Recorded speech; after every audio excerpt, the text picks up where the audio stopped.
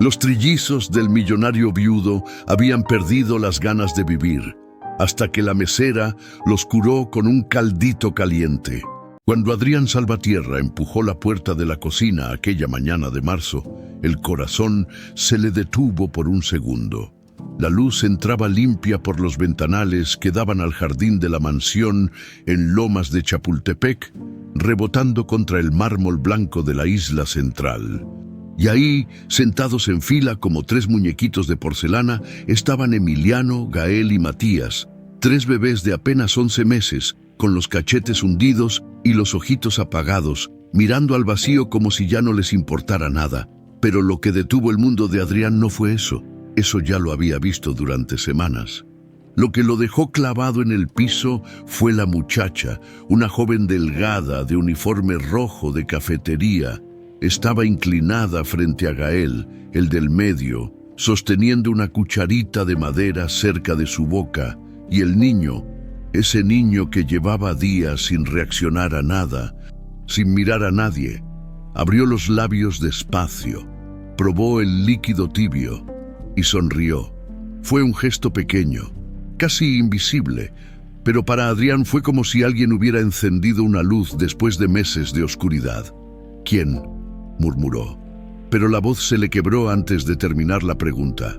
La muchacha volteó sobresaltada. Tenía los ojos grandes, color café oscuro, llenos de algo que Adrián no veía hacía tiempo: esperanza. «Perdón, señor Salvatierra», dijo rápido poniéndose de pie. «Yo solo quería que comieran algo caliente. Vi que no estaban bien y...» «¿Cómo entraste?», preguntó Adrián sin saber si sentir enojo o alivio. Antes de que ella respondiera, Celia, la nana que había trabajado con Valeria desde siempre, apareció desde el pasillo con los ojos enrojecidos. «Fue mi culpa, don Adrián», dijo con voz temblorosa. «Ella vino ayer a hacer una entrega del café y escuchó a los niños. Les hizo un caldito y hoy regresó para dárselo. Yo no sabía qué más hacer. Los doctores dicen que todo está bien, pero ellos no comen, no lloran, no... Están muriendo», interrumpió la muchacha, firme pero sin agresividad. «Disculpe que se lo diga así, pero es la verdad, y a veces un caldito de pollo bien hecho puede hacer más que 10 medicinas». Adrián la miró fijo. No sabía si correrla o agradecerle, porque esa extraña con uniforme de cafetería acababa de hacer algo que ni los pediatras caros, ni las enfermeras privadas, ni siquiera él mismo habían logrado: sacarle una sonrisa a su hijo. «¿Cómo te llamas?», preguntó al fin. «Alma, señor. Alma Beatriz Cárdenas. Trabajo en el Café La Dalia, en el centro». Adrián asintió despacio, sin saber qué decir. Miró a sus tres hijos: Emiliano con la cabeza caída hacia un lado, Matías con los puñitos cerrados sin fuerza, y Gael todavía mirando hacia donde había estado Alma, como buscándola con los ojos. «Gracias», dijo al fin con la voz ronca. «No sé qué hiciste, pero gracias». Alma asintió, recogió la olla pequeña donde había traído el caldo y caminó hacia la salida, pero antes de irse, volteó una última vez. «Con permiso, señor. Yo sé que no me conoce y que no tengo por qué meterme, pero si me deja venir mañana, puedo traerles más. No les va a hacer daño, se lo prometo». Adrián no respondió. Solo la vio salir, con el uniforme arrugado y las manos temblorosas de nervios, y cuando la puerta se cerró, miró otra vez a Gael. El niño seguía despierto, por primera vez en semanas. Seguía despierto. Alma caminó rápido por la banqueta arbolada de Lomas, con la olla vacía, apretada contra el pecho. El corazón le latía tan fuerte que sentía que se le iba a salir. Acababa de meterse en la casa de uno de los empresarios más ricos de la ciudad, sin permiso, sin invitación, solo porque no pudo quedarse callada. Siempre le pasaba lo mismo. Desde niña, en Santa María de los Remedios, ese pueblito seco y olvidado al norte del país, Alma había sido la que no podía ver sufrir a nadie sin hacer algo. Aunque fuera poco, aunque no tuviera con qué, su mamá, Eugenia, había muerto cuando ella tenía 12 años, cáncer mal atendido, diagnosticado tarde, sin dinero para tratamiento, y su papá se había ido antes del entierro, dejando deudas y promesas rotas. Fue su abuela, doña Chelo, quien la crió los últimos años. «Mija», le decía la abuela mientras revolvía la olla de barro en la estufa de leña, «el caldo caliente no solo alimenta el cuerpo, también cura el susto del alma. Por eso, cuando alguien está triste, enfermo o asustado, lo primero que haces es darle de comer algo hecho con cariño». Alma nunca olvidó esas palabras. Cuando llegó a la Ciudad de México a los 18, con una mochila y 1,000 pesos en el bolsillo, consiguió trabajo en el Café La Dalia. Era un lugar chiquito, con paredes descascaradas y mesas de madera vieja, pero honesto. Don Refugio, el dueño, le dio chance porque vio que sabía trabajar duro y no se quejaba. Ahora, 6 años después, Alma vivía en un cuartito alugado en la colonia Doctores. Mandaba lo que podía a su tía enferma, que seguía en el pueblo, y sobrevivía con lo justo, nada más, nada menos. Pero ayer, cuando llegó a la mansión Salvatierra con la entrega de cafés y panqués que habían pedido a última hora, escuchó algo que le heló la sangre. Un llanto bajito, casi apagado, como de niños que ya no tenían fuerzas ni para llorar, y eso no lo pudo ignorar. Preguntó con cuidado. Celia, la nana, se veía destruida. Le contó entre susurros que los 3 bebés, huérfanos de madre desde hacía 4 meses, no comían bien, no dormían bien, no reaccionaban a nada. Los médicos decían que era trauma, que era normal, que solo había que esperar, pero Alma conocía esa mirada. La había visto en su propio reflejo cuando era niña y perdió a su mamá. No era trauma, era abandono silencioso. Esa noche, en su cuartito con el foquito colgando del techo y el colchón en el suelo, Alma prendió su estufa de una hornilla y preparó el caldo de su abuela, pollo desmenuzado, arroz bien cocido, zanahoria rallada finita, un toque de cilantro. Lo dejó enfriar, lo guardó en 3 potecitos de plástico que había lavado 1000 veces, y al día siguiente volvió. Celia la dejó pasar por la puerta de servicio, y cuando Alma le dio la primera cucharada a Gael y vio cómo el niño abría los ojos y tragaba, supo que había hecho lo correcto, aunque el señor Salvatierra la hubiera corrido, aunque no tuviera derecho, aunque todos pensaran que estaba loca. Esa misma tarde, cuando Adrián subió a su oficina en el 2º piso de la mansión, se dejó caer en el sillón de piel y se cubrió la cara con las manos. Hacía 4 meses que Valeria había muerto, 4 meses desde el accidente en la carretera a Cuernavaca, 4 meses desde que su vida se había vuelto un infierno de silencio, culpa y decisiones que no sabía tomar. Y los niños lo miraban como si él también se hubiera ido. Renata, su novia, aunque esa palabra le sonaba rara todavía, le había dicho que era normal, que los bebés procesaban el duelo a su manera, que solo necesitaban estructura, rutina, medicinas supervisadas. Ella había tomado el control de la casa con una eficiencia casi militar. Horarios, dietas, enfermeras, pediatras de renombre, pero nada funcionaba, hasta que llegó esa muchacha de uniforme rojo con una olla de caldo casero. Adrián cerró los ojos y vio otra vez la sonrisa de Gael, pequeña, tímida, pero real, y por primera vez en meses sintió algo parecido a la esperanza. Tocaron a la puerta. «Pasa», dijo sin abrir los ojos. Era Renata. Entró con su elegancia de siempre, tacones bajos, vestido beige impecable, cabello lacio perfecto. Se sentó frente a él y cruzó las piernas con calma. «¿Quién era esa muchacha en la cocina?», preguntó con voz suave pero firme. Adrián suspiró. «Una garzoneta. Vino a traer algo para los niños». «¿Y Celia la dejó entrar sin avisarte?». «Sí». Renata frunció ligeramente los labios. No era enojo, era algo más frío. Adrián, mi amor, entiendo que estés desesperado, todos lo estamos, pero no puedes dejar que cualquier extraña entre y les dé de comer a los niños. ¿Y si ese caldo tenía algo? ¿Y si les hace daño? Gael sonrió. Renata, respondió él cansado. Sonrió por primera vez en semanas. Ella lo miró en silencio. Luego se inclinó, tomó su mano y habló con ternura calculada. Lo sé, amor, pero una sonrisa no es suficiente. Necesitas confiar en los profesionales, en el doctor Montalvo, en mí. Adriana sintió sin convicción.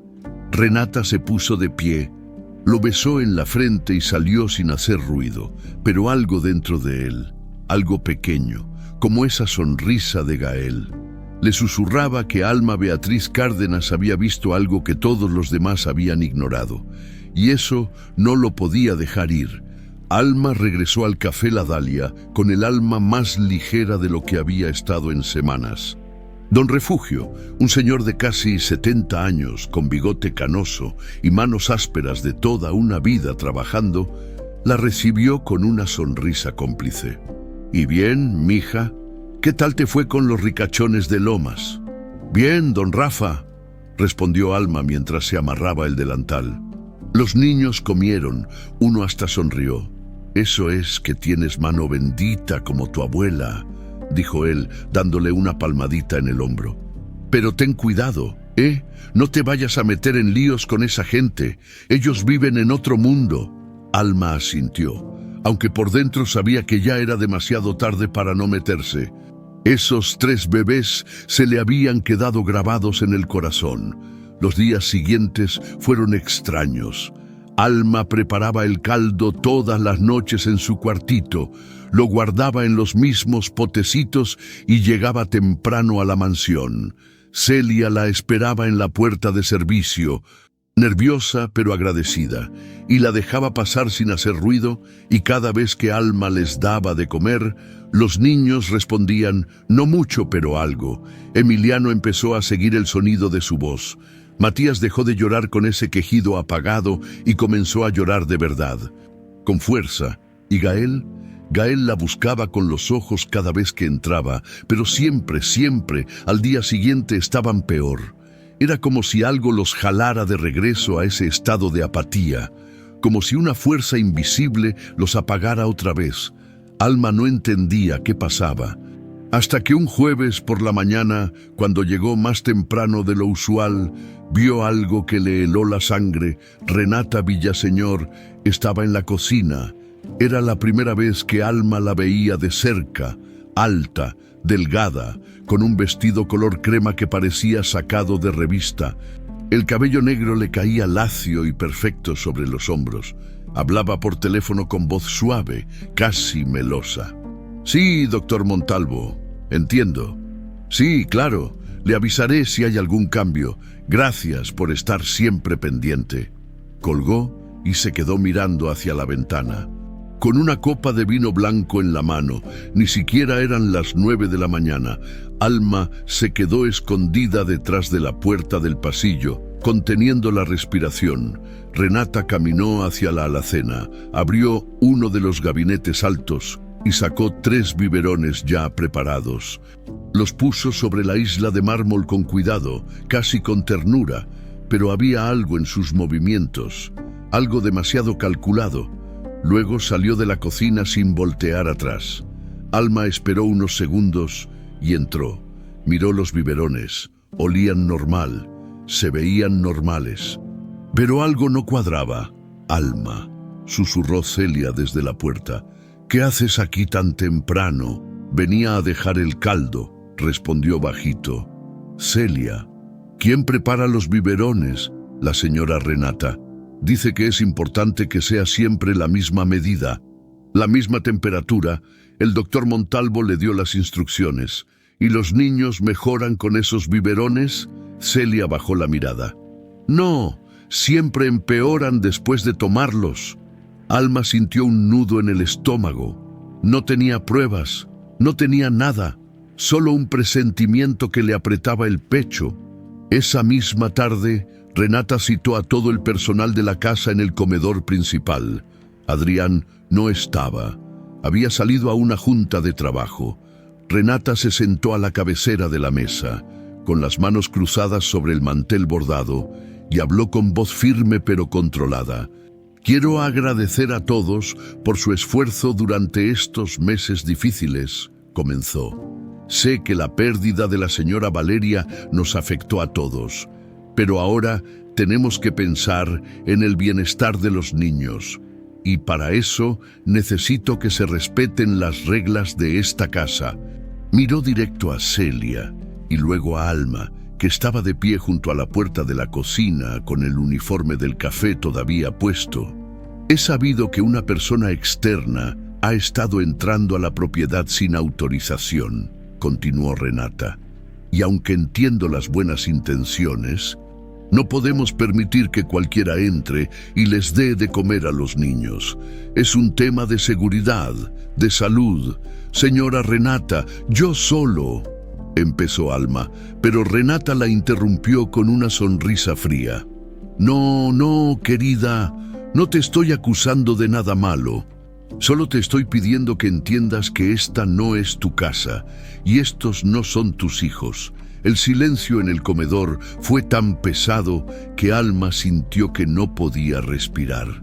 A partir de hoy, dijo Renata, levantándose con elegancia, ninguna persona que no trabaje directamente en esta casa podrá entrar sin mi autorización. Y Celia miró a la nana con dureza. Si vuelve a pasar tendremos que reconsiderar tu puesto. Celia palideció. Alma apretó los puños, pero no dijo nada. Renata salió del comedor con los tacones resonando contra el piso de mármol, y Alma supo, en ese momento, que acababa de declararse la guerra. Los días siguientes fueron un infierno silencioso. Alma ya no podía entrar a la mansión. Renata había dado órdenes estrictas al personal de seguridad.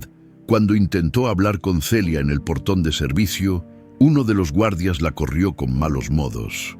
Ya te dijeron que no puedes estar aquí, muchacha. No queremos problemas. Y los niños volvieron a apagarse. Alma lo supo, porque don Hilario, el cocinero de la casa, salía a veces a comprar pan fresco al café La Dalia.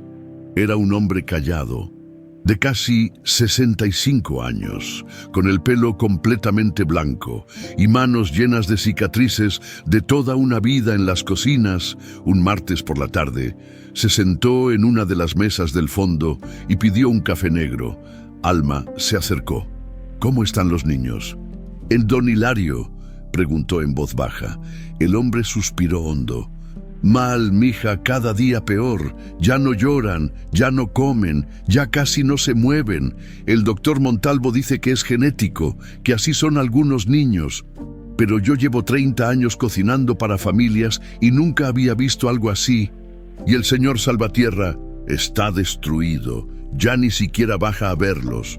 Confía en todo lo que le dice la señora Renata. Alma sintió rabia y tristeza al mismo tiempo. Don Hilario, ¿usted cree que ella les está haciendo algo? El cocinero la miró fijo, con los ojos cansados pero atentos. No tengo pruebas, mija, pero sí sé una cosa. La señora Valeria, en paz descanse. No confiaba en Renata. Lo sé porque una vez la escuché hablando por teléfono con su hermana. Decía que Renata sonreía demasiado cerca de los niños. Y que iba a cambiar el testamento. Alma se quedó helada. ¿Cambiar el testamento? Sí, pero murió antes de hacerlo. Mientras tanto, en la mansión, Renata coordinaba todo con precisión quirúrgica cada noche, después de que Adrián se encerraba en su oficina con una botella de whisky y facturas sin revisar. Renata entraba al cuarto de los niños. Celia ya estaba dormida en el sillón del rincón, agotada después de horas cargando bebés que no respondían. Renata sacaba de su bolso un frasquito pequeño, transparente, sin etiqueta. Lo abría con cuidado y dejaba caer 3 gotitas en cada biberón de la madrugada. No era suficiente para matarlos de inmediato. Eso sería demasiado obvio, solo lo necesario para mantenerlos callados, apagados, dóciles, porque mientras los niños estuvieran así, Adrián seguiría firmando lo que ella le pusiera enfrente, poderes notariales, autorizaciones bancarias, cambios en la estructura de la empresa, todo para que cuando llegara el momento ella tuviera control absoluto. Y si los niños no despertaban, bueno, accidentes pasaban, sobre todo con bebés tan frágiles. Renata guardó el frasquito, acomodó los biberones en su lugar y salió del cuarto sin hacer ruido, mientras caminaba por el pasillo oscuro hacia su habitación. Sonrió. Todo iba según el plan. En su cuartito de la colonia Doctores, Alma no podía dormir. Daba vueltas en el colchón, mirando el techo agrietado, pensando en los ojos de Gael, en cómo la había buscado esa última mañana que pudo entrar, en cómo los 3 bebés estaban muriendo lentamente y nadie hacía nada. Se levantó, prendió el foquito y sacó de su mochila un cuaderno viejo donde su abuela había escrito recetas a mano. Pasó las páginas despacio, leyendo las notas con letra temblorosa. Caldo para niño asustado, té para fiebre mala, sopa para tristeza honda, y al final una frase subrayada 2 veces: cuando nadie te cree, mija, lo único que te queda es la verdad, y la verdad siempre encuentra su camino. Alma cerró el cuaderno, apretándolo contra su pecho. No sabía cómo, pero iba a encontrar la forma de regresar a esa casa, porque esos niños no tenían a nadie más, y ella no iba a abandonarlos. Alma sabía que necesitaba evidencia, algo concreto, algo que no pudieran ignorar, pero conseguirlo significaba arriesgarse. Pasó 3 días observando. Llegaba temprano al café La Dalia, terminaba su turno y luego se iba caminando hasta Lomas de Chapultepec. Se quedaba en la esquina de enfrente de la mansión Salvatierra, escondida detrás de un puesto de tacos que ponían en las tardes, fingiendo esperar a alguien. Veía entrar y salir camionetas negras. Veía al señor Salvatierra salir en las mañanas con traje oscuro y cara de muerto. Veía a Renata salir a mediodía, siempre impecable, siempre sonriendo al chofer, y veía a Celia de vez en cuando asomarse por la ventana del 2º piso con los ojos rojos. El viernes por la tarde, cuando ya oscurecía, Alma tomó una decisión. Esperó a que el guardia de la entrada principal se distrajera hablando por teléfono y caminó rápido hacia el portón lateral. El de servicio tocó 3 veces despacio. La puerta se abrió apenas una rendija. Era Celia. «Alma, no puedes estar aquí», susurró con pánico en los ojos. «Si la señora Renata se entera». «Lo sé, Celia, pero necesito hablar contigo, solo 1 minuto». La nana miró hacia atrás, nerviosa, y luego abrió un poco más la puerta. Alma entró rápido y se quedaron las 2 en el pequeño pasillo de servicio donde guardaban las escobas y trapeadores. «¿Cómo están los niños?», preguntó Alma directo. Celia se cubrió la cara con las manos. Empezó a llorar sin hacer ruido. «Cada vez peor, mija, ya casi no abren los ojos. El doctor Montalvo vino otra vez ayer y dijo que era cuestión de esperar, pero yo ya no aguanto verlos así.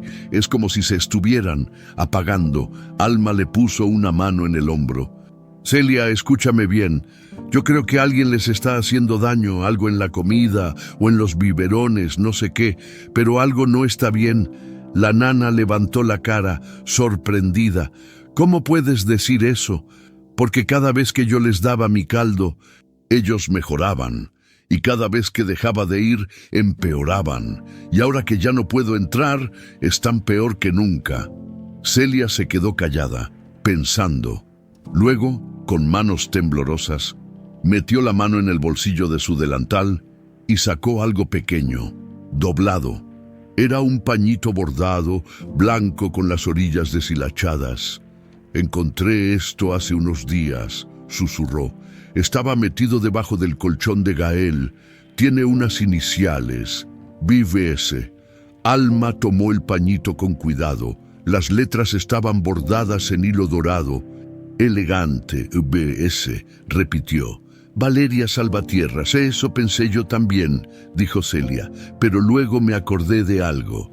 La señora Valeria siempre firmaba con sus dos apellidos, Valeria Soto de Salvatierra. Sus iniciales eran BBSSS, no solo IBS. Alma frunció el ceño. Entonces, ¿de quién es? Celia bajó la voz hasta casi desaparecer. Villaseñor, Renata Villaseñor. El silencio entre las dos fue como un grito. «¿Hay algo más?», continuó Celia, ahora con los ojos llenos de miedo. «Todas las noches, después de que me duermo en el sillón del cuarto de los niños. Yo me despierto a veces, y siempre que me despierto, la señora Renata está ahí. Dice que solo vino a ver que estén bien, pero yo la he visto tocar los biberones, acomodarlos, y al día siguiente los niños amanecen peor». Alma sintió cómo se le erizaba la piel. «Y el doctor Montalvo siempre llega temprano al día siguiente, como si ya supiera que va a haber complicaciones, y siempre dice lo mismo, que es normal, que solo hay que tener paciencia». Alma apretó el pañito en su mano. «Necesito más pruebas». «Celia, ¿algo que no puedan negar?» «¿Cómo que?» «No lo sé todavía, pero... ¿tú sabes si la señora Valeria dejó algo? ¿Cartas? ¿Documentos? ¿Algo que hablara de Renata?» Celia pensó un momento, luego asintió despacio. «Don Hilario me contó una vez que la señora Valeria guardaba papeles importantes en un mueble de la cocina, un armario viejo que tiene llave, pero desde que murió nadie lo ha abierto. La señora Renata dijo que no había nada importante ahí». «¿Dónde está ese armario?» «En la cocina. Es el de madera oscura, el que está junto a la ventana». Alma miró hacia el pasillo. Escuchaba voces lejanas, el sonido de la televisión en alguna habitación, el zumbido del refrigerador. «Llévame, Alma, no... si nos descubren... por favor, Celia, es la única manera». La nana tragó saliva y asintió. Caminaron en silencio por el pasillo de servicio, luego por el corredor que llevaba a la cocina principal. La casa estaba en penumbra, solo algunas lámparas encendidas en las esquinas. Don Hilario ya se había ido, y el resto del personal estaba en sus habitaciones. Renata había salido esa noche a una cena de negocios con Adrián. No regresarían hasta tarde. Era el momento perfecto. Entraron a la cocina. Todo estaba limpio, ordenado, frío. Alma caminó directo hacia el armario de madera oscura que Celia le había señalado. Tenía un candado pequeño, viejo, de los que se abren con llave antigua. «¿Tienes la llave?», preguntó Alma. «No, pero...». Celia abrió uno de los cajones de la isla y sacó un llavero lleno de llaves viejas. «La señora Valeria siempre guardaba las llaves extras aquí. Probaron una. No funcionó. Otra, tampoco. La tercera entró, pero no giró. La cuarta giró con un clic suave». Alma abrió el armario despacio. Adentro había frascos de especias viejas, recetarios amarillentos, y en el estante de arriba, un folder de manila cerrado con una liga. Alma lo sacó con cuidado y lo puso sobre la isla. Quitó la liga. Adentro había papeles impresos, copias de documentos legales y una carta escrita a mano. Alma comenzó a leer. «Mi querido Adrián, si estás leyendo esto, es porque ya no estoy contigo. Y lamento tanto no haber tenido el valor de decírtelo antes en persona. Sé que conoces a Renata desde hace años. Sé que confías en ella, pero yo no. Nunca lo he hecho. Algo en su forma de mirar a los niños me pone nerviosa. Sonríe demasiado cerca de ellos. Pregunta demasiado sobre el testamento, sobre las cuentas, sobre las herencias. Y hace unos meses Cuando le mencioné que estaba pensando en hacer cambios legales para proteger a Emiliano, Gael y Matías en caso de que algo me pasara, su cara cambió, solo por un segundo. Pero lo vi, Adrián. Por favor, si algo me pasa, no dejes que ella se acerque demasiado a nuestros hijos. No confíes ciegamente en quienes sonríen demasiado, porque a veces las personas más peligrosas son las que nunca levantan la voz. Protege a nuestros bebés, ellos son lo único que importa. Con todo mi amor, Valeria Alma terminó de leer con las manos temblando. Dios mío, susurró. Celia estaba llorando otra vez, callada. Ella sabía, dijo entre sollozos. La señora Valeria sabía. Alma dobló la carta con cuidado y la guardó en el bolsillo de su chamarra. Esto es lo que necesitábamos, dijo, firme. Esto es la prueba de que Valeria desconfiaba de Renata. ¿Y si juntamos esto con todo lo demás? ¿Y si no te creen?, preguntó Celia. ¿Y si Renata dice que tú robaste la carta? ¿Y si el señor Adrián se enoja? Alma la miró directo a los ojos. Entonces voy a tener que encontrar más pruebas, pero no voy a dejar que esos niños mueran. Celia, no voy a dejar que ella gane. Justo en ese momento, escucharon el sonido de una puerta cerrándose en el piso de arriba. Las dos se quedaron heladas. Pasos. Alguien bajaba las escaleras. «Escóndete», susurró Celia, empujando a Alma hacia la despensa. Alma entró rápido y cerró la puerta casi por completo, dejando solo una rendija para ver. Los pasos se acercaron y luego, entrando a la cocina con una copa de vino en la mano, apareció Renata. Llevaba un vestido de noche negro, elegante, y el cabello recogido en un chongo perfecto.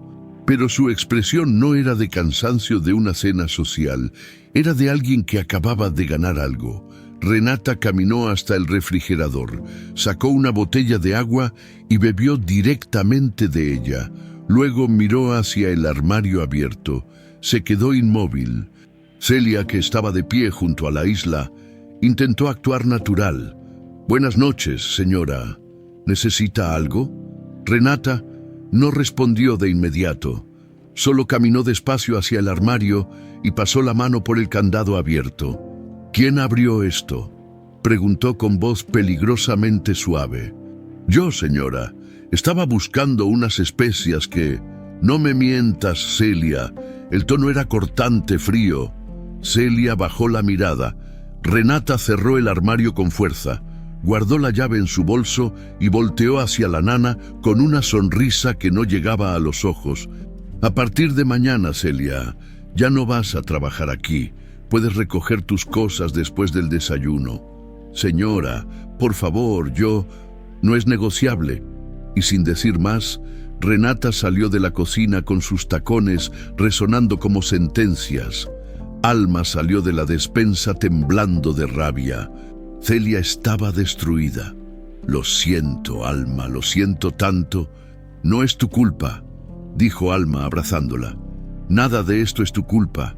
Pero por dentro, Alma sabía que el tiempo se estaba acabando y que la guerra apenas comenzaba. Alma no durmió esa noche. Se quedó sentada en su colchón, con la carta de Valeria sobre las piernas, leyéndola una y otra vez hasta memorizarla. «No confíes ciegamente en quienes sonríen demasiado». Esas palabras le daban vueltas en la cabeza como un disco rayado. Tenía que hablar con Adrián. Tenía que mostrarle la carta. Tenía que hacerle entender que sus hijos estaban en peligro. Pero, ¿cómo? ¿Cómo acercarse a un hombre que ni siquiera la conocía, que confiaba ciegamente en Renata y que probablemente pensaba que Alma era solo una entrometida? Cuando amaneció, tomó su decisión. Iría directo a la mansión, tocaría la puerta principal, le pediría hablar con el señor Salvatierra y si no la dejaban entrar, gritaría si era necesario, porque no había más tiempo. Se puso su uniforme del café. Guardó la carta en el bolsillo interior de su chamarra y salió a la calle con el corazón latiendo como tambor de guerra. Llegó a Lomas de Chapultepec pasadas las 8 de la mañana. El sol ya estaba alto, brillando contra las fachadas blancas de las mansiones. Todo parecía tan tranquilo, tan perfecto, tan mentiroso. Alma caminó directo hacia el portón principal de la Casa Salvatierra. El guardia de seguridad, el mismo que la había corrido días antes, la vio llegar y frunció el ceño. «Ya te dije que no puedes estar aquí. Necesito hablar con el señor Salvatierra, es urgente. El señor no recibe visitas sin cita. Por favor, es sobre sus hijos, están en peligro». El guardia la miró como si estuviera loca. «Mira, muchacha, no sé qué te pasa, pero si no te vas ahorita mismo, voy a tener que llamar a la policía». «Entonces, llámala», gritó Alma sorprendiéndose a sí misma.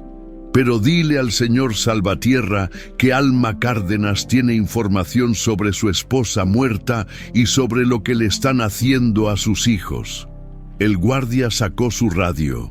Molesto, pero antes de que pudiera hablar, la puerta principal de la casa se abrió.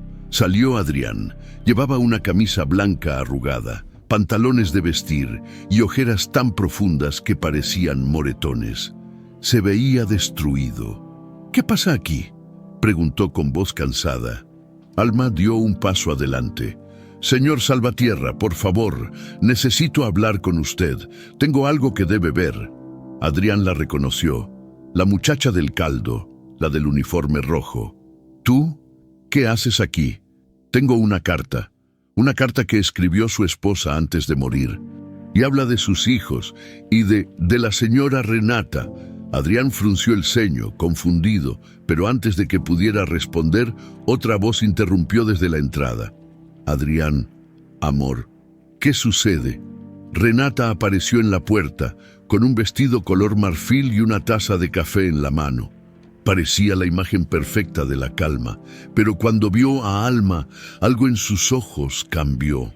«Ah, tú otra vez, señora Renata, yo solo...». No, querida, ya hablamos de esto».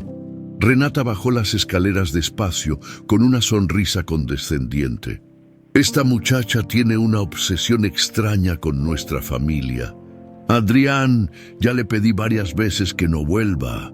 Yo no tengo ninguna obsesión», respondió Alma, levantando la voz. «Tengo una carta que escribió la señora Valeria, y en ella dice que usted...». «¿Que yo qué?», interrumpió Renata, ahora con voz filosa. «¿Que yo qué exactamente?». Alma metió la mano en su chamarra para sacar la carta, pero en ese momento Renata dio 2 pasos rápidos y le agarró la muñeca con fuerza. «Suéltame», dijo Alma sorprendida. «No hasta que me digas de dónde sacaste eso. Porque si entraste a esta casa sin permiso y robaste documentos privados, eso es un delito. Yo no robé nada, Celia me...». Alma se detuvo. Acababa de meter a Celia en problemas otra vez. Renata sonrió, triunfante. «Ah, entonces Celia te ayudó a entrar. Oh, ¡qué interesante! Renata, suéltala», dijo Adrián incómodo. «Déjala hablar». Renata lo miró con sorpresa, pero obedeció. Soltó la muñeca de Alma y retrocedió un paso, cruzando los brazos. «Está bien, habla». Alma sacó la carta del bolsillo y se la extendió a Adrián con manos temblorosas. «Léala, por favor. Su esposa sabía que algo no estaba bien y ahora sus hijos están muriendo y nadie hace nada». Adrián tomó la carta, confundido, comenzó a leer y mientras leía, su rostro cambió. Primero confusión, luego dolor, luego algo parecido a la duda. «¿De dónde sacaste esto?», preguntó con voz ronca. «Estaba guardada en un armario de la cocina. Su esposa la dejó ahí. Celia me ayudó a encontrarla porque alguien tiene que decirle la verdad, señor Salvatierra. Sus hijos no están enfermos. Alguien les está haciendo daño». «Esto es ridículo», exclamó Renata con la voz llena de indignación. «Adrián, ¿en serio vas a creerle a esta garzoneta que se metió a robar a tu casa?». «Yo no robé nada», repitió Alma firme. «Claro que sí». Renata señaló la carta. Eso es propiedad privada y tú entraste sin permiso. Eso es allanamiento, es robo y voy a llamar a la policía ahora mismo. Adrián miró a Renata, luego a Alma, luego la carta. Parecía un hombre a punto de quebrarse. Renata, Valeria escribió esto. Y dice mentiras, Adrián, interrumpió Renata ahora con voz suave, casi maternal. Valeria estaba enferma, estresada, paranoica, tú lo sabes. Los últimos meses antes del accidente estaba muy mal emocionalmente. Y esta muchacha está usando eso para manipularte.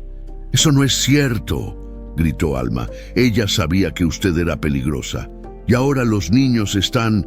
Suficiente. Renata sacó su celular. Voy a llamar a la policía y tú, querida, vas a tener que explicarle a un juez cómo conseguiste esa carta. Alma sintió pánico. Miró a Adrián, buscando algo, cualquier cosa, pero él solo miraba la carta con los ojos vidriosos, como si no pudiera procesar lo que estaba pasando. Señor Salvatierra, por favor, suplicó Alma, solo revise a sus hijos, hágales exámenes de sangre, revise lo que están comiendo, por favor, pero Adrián no respondió, y 10 minutos después llegó la patrulla. Alma nunca había estado en una delegación, nunca había visto el interior de una celda. Hasta esa noche la acusaron de allanamiento de morada, robo de documentos privados e intento de extorsión. Renata había armado el caso perfecto, testigos que vieron a Alma merodear la casa, el guardia que confirmó que había intentado entrar varias veces, y la carta robada como evidencia. Alma intentó explicar, intentó decir la verdad, pero nadie le creyó. La encerraron en una celda pequeña, fría, con paredes grises y una banca de metal. Había otras 2 mujeres ahí, durmiendo o llorando en silencio. Alma se sentó en el suelo, abrazando sus rodillas, y por primera vez en años se permitió llorar. Lloró por los niños, por Celia, que probablemente ya había perdido su trabajo, por su abuela, que le había enseñado a ayudar a los demás, y ahora eso la había metido en la cárcel. Lloró por su mamá, que murió sin que nadie pudiera salvarla, y lloró por sí misma, porque se sentía tan pequeña, tan inútil, tan invisible. ¿Quién era ella para enfrentarse a gente como Renata? ¿Quién era ella para creer que podía cambiar algo? Solo una garzoneta, una nadie. Las horas pasaron lentas. En algún momento de la madrugada, Alma se quedó dormida contra la pared, exhausta, y soñó con Gael, con sus ojitos buscándola, con su sonrisa pequeña, frágil, como un milagro a punto de apagarse. La despertó el sonido de una puerta abriéndose. Cárdenas, Alma Beatriz Cárdenas, tienes una llamada. Alma se levantó confundida. La llevaron a un teléfono público en el pasillo. Hola, dijo con voz ronca. Alma, soy Celia. La voz de la nana sonaba desesperada, rota. Celia, ¿qué pasó? ¿Estás bien? No, no estoy bien. ¿Y los niños? Alma, Gael no despierta. Llamaron al doctor Montalvo y él dice que es coma natural, pero yo sé que no es cierto. Por favor, Alma, por favor, tienes que salir de ahí, tienes que hacer algo. Alma cerró los ojos, apretando el teléfono con tanta fuerza que le dolieron los nudillos. Voy a salir, Celia, no sé cómo, pero voy a salir y voy a detener a esa mujer. Colgó el teléfono y respiró hondo. Ya no tenía miedo, ya no tenía dudas, solo tenía rabia. Y esa rabia la iba a sacar de ahí, porque Gael la necesitaba, y ella no iba a fallarle. Alma pasó el resto de la madrugada despierta, sentada en esa banca fría de metal, mirando el techo agrietado de la celda. Las palabras de Celia le daban vueltas en la cabeza como un disco rayado. Gael no despierta. Cerró los ojos con fuerza, intentando no imaginarse lo peor, pero las imágenes llegaban solas. Gael tendido en su cuna, pálido, inmóvil, con los ojitos cerrados y el pecho apenas moviéndose. Renata de pie junto a él, sonriendo. No, no podía quedarse ahí, no podía permitirlo. Cuando amaneció, un oficial llegó a la celda y abrió la reja con un chirrido metálico. «Cárdenas, estás libre». Alma levantó la cabeza confundida. «¿Qué? ¿Retiraron los cargos? Puedes irte». No hizo preguntas, simplemente se levantó, recogió sus cosas y salió de la delegación con las piernas temblando. Afuera, la luz del sol le lastimó los ojos. Respiró hondo, tratando de procesar lo que acababa de pasar. ¿Quién había retirado los cargos? Renata, Adrián, no importaba. Lo único que importaba era volver. Tomó el metro hasta el centro, luego caminó rápido hacia el café La Dalia. Don Refugio la vio entrar y dejó lo que estaba haciendo para acercarse. «Alma, ¿dónde estuviste? Te estuve buscando toda la noche. Tuve problemas, don Rafa, pero ya estoy bien». El viejo la miró con desconfianza, pero asintió. «Bueno, pues date prisa, que hay trabajo atrasado». Alma se amarró el delantal y comenzó a limpiar mesas, pero su mente estaba en otra parte. Necesitaba un plan, necesitaba pruebas reales, algo que ni Renata ni el doctor Montalvo pudieran negar. Cerca del mediodía, don Hilario entró al café. Llevaba una bolsa de mandado en la mano y la cara preocupada. Alma lo vio y se acercó rápido. «Don Hilario, ¿qué pasó? ¿Cómo están los niños?» El cocinero la llevó a una mesa del fondo, lejos de los otros clientes, y habló en voz baja. «Mal, mija, muy mal. Gael sigue sin despertar. Emiliano y Matías tampoco están bien. El doctor Montalvo dijo que es falla orgánica natural, pero yo no me lo creo». «Yo tampoco», dijo Alma, apretando los puños. «Don Hilario, necesito su ayuda». «¿Qué necesitas?» «Necesito que revise los biberones, la fórmula, todo lo que les están dando de comer. Tiene que haber algo ahí, algo que los esté enfermando». El cocinero la miró en silencio, pensando. Luego asintió despacio. «Está bien, pero tengo que hacerlo con cuidado. Si Renata se da cuenta...» «Lo sé, por favor, don Hilario, es la única manera». Esa tarde, don Hilario regresó a la mansión Salvatierra con el corazón acelerado, esperó a que Renata saliera a una de sus juntas importantes y entró a la cocina. Celia estaba ahí, sentada en una silla con la mirada perdida.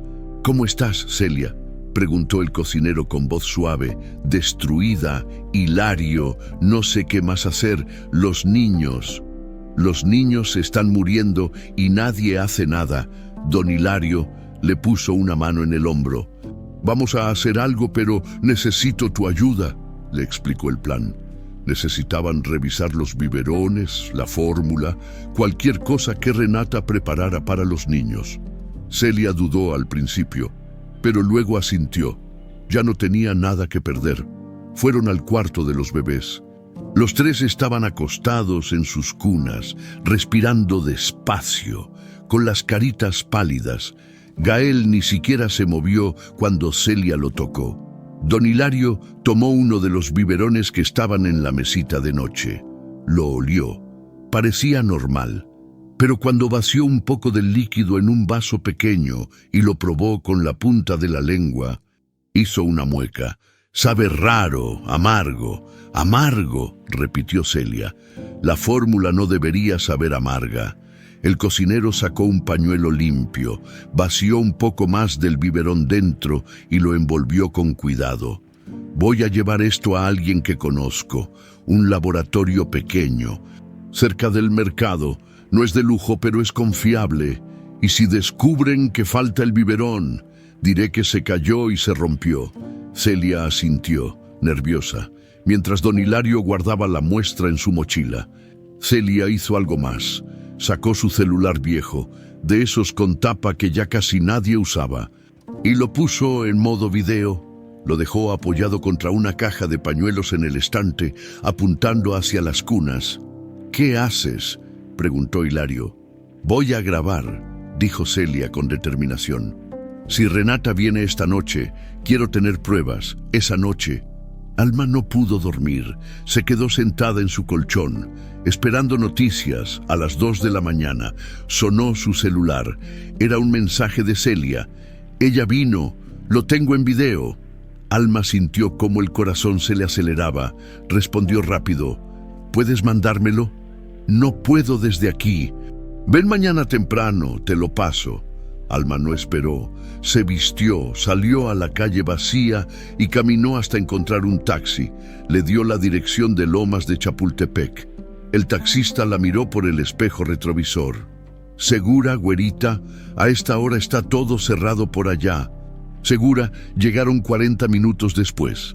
Alma le pagó y caminó rápido hacia el portón de servicio. Tocó 3 veces, despacio. Celia abrió casi de inmediato, con los ojos rojos de no dormir.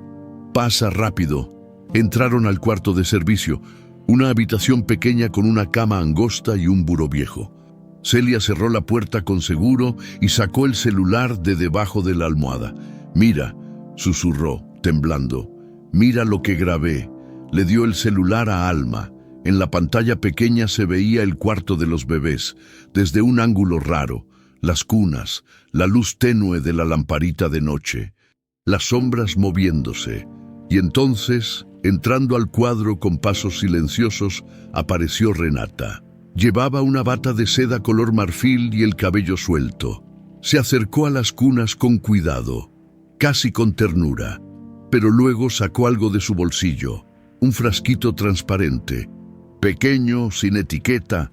Alma contuvo la respiración. Renata abrió el frasquito, destapó uno de los biberones que estaban preparados en la mesita y dejó caer 3 gotitas dentro. Luego cerró el biberón, lo agitó despacio y lo dejó en su lugar. Hizo lo mismo con los otros 2. Y mientras lo hacía, habló.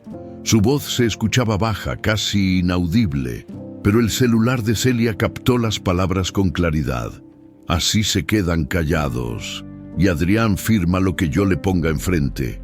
Renata guardó el frasquito, acomodó los biberones con cuidado, y salió del cuarto sin voltear atrás.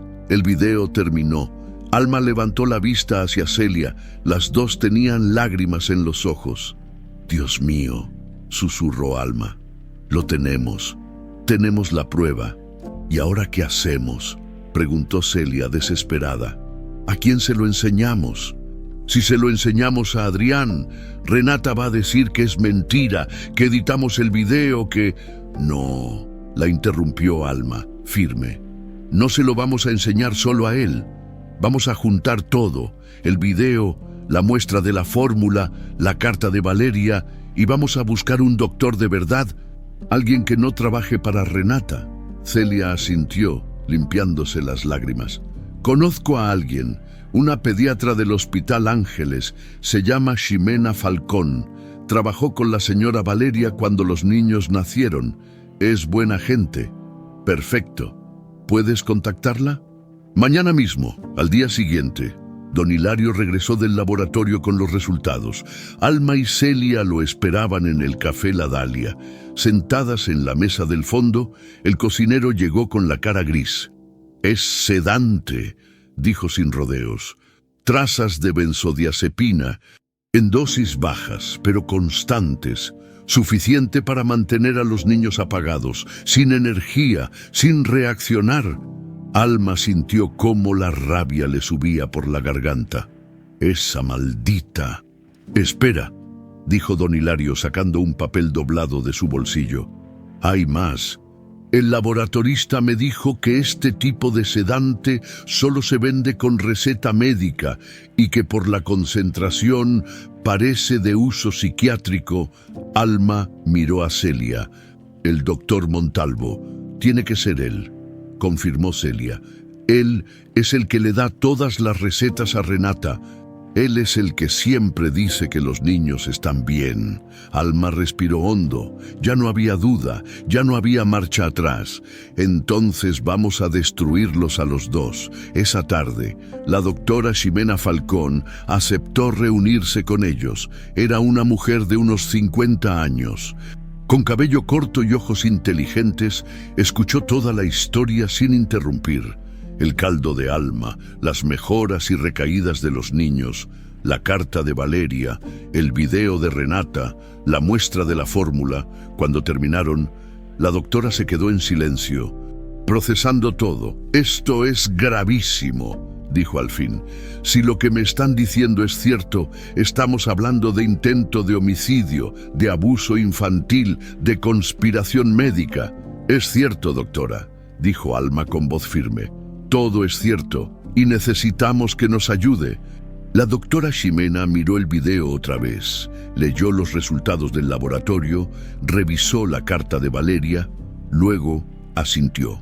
«Está bien, voy a ayudarles, pero necesitamos hacer esto bien. Vamos a reunir a Adrián Salvatierra, a un abogado, y vamos a presentar todas las pruebas juntas. No puede haber errores». «¿Cuándo?», preguntó Celia. «Mañana, en la mansión, yo me encargo de contactar a Adrián». Alma sintió como algo dentro de ella se encendía, esperanza, justicia, venganza. «Gracias, doctora».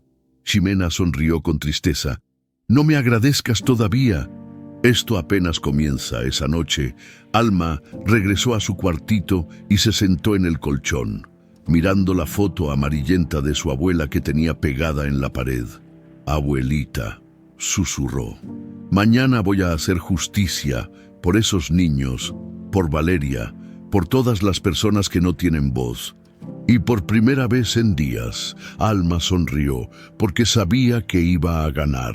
La mañana llegó con un cielo gris, como si hasta el clima supiera que algo importante estaba por pasar. Alma se levantó temprano, se bañó con el agua fría que salía del tinaco de su edificio y se puso lo mejor que tenía: un pantalón negro que había comprado usado en el tianguis y una blusa blanca que guardaba para ocasiones especiales. Se peinó el cabello hacia atrás, se miró al espejo y respiró hondo. Hoy era el día. Guardó en su mochila la carta de Valeria, el papel con los resultados del laboratorio y su celular donde Celia le había pasado el video. Todo estaba ahí, toda la verdad.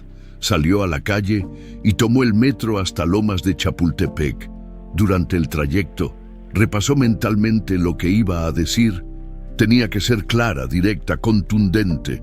No podía quebrarse, no podía dudar, porque si dudaba, Renata ganaría. La doctora Ximena Falcón ya estaba esperándola frente al portón principal de la mansión Salvatierra. Llevaba un traje sastre azul marino, una carpeta bajo el brazo y una expresión seria que inspiraba confianza. «Buenos días, Alma», saludó con un apretón de manos firme. «Buenos días, doctora. Lista, lista». El guardia de seguridad las dejó pasar sin hacer preguntas. Al parecer, la doctora Ximena ya había hablado con Adrián y todo estaba arreglado. Entraron a la casa. El silencio era pesado, casi opresivo. Alma sintió cómo se le erizaba la piel al caminar por esos pasillos de mármol blanco, recordando la primera vez que había estado ahí, cuando solo quería ayudar a 3 bebés que no comían. Las llevaron a la sala principal, un espacio enorme con ventanales que daban al jardín, muebles de piel italiana y un piano de cola en la esquina. Ahí estaba Adrián Salvatierra, sentado en uno de los sillones con la mirada perdida. A su lado, un hombre de traje gris con portafolio, el abogado, y frente a ellos, elegante como siempre, estaba Renata Villaseñor. Llevaba un vestido color beige, tacones discretos y una sonrisa tranquila. Pero cuando vio entrar a Alma, algo en sus ojos cambió, solo por un segundo. Pero Alma lo vio. Miedo.